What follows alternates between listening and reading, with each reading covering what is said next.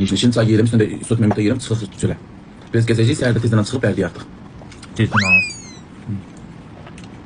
Mən də şlankın içində arıqmışam. Aliqaxda qızla tanış olmuşdum, dedi gedib bizə. O deyib gedib bizə. Nə tez? Yox, Aliqaxda Bilməmiş şey olur. Aliqaxda qız da var, birini oldu mu?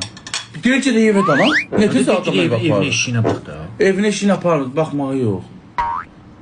Araqçı deyir gedib bizə. Bu nə tez görüşmək istəyir?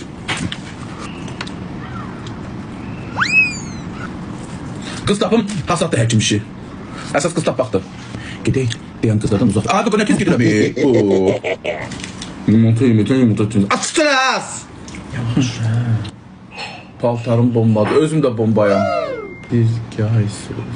Gaya ərindi. Ha? Balina kimi udursan. Sən udaşamaz bəs. Balina kimi udaşamdır yeməyi.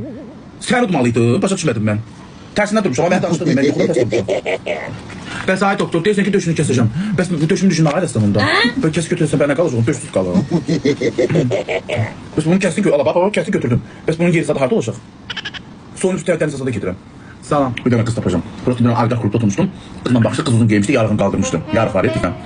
Biraz baxışda Prosto mandalisi ki, deyir. Apar qız mən aparıyorum, nə inirəm aslında? Mən elə istəmirəm, nə tez elə. Nə tez görüşmək istəyir? Olamaz. Hayır,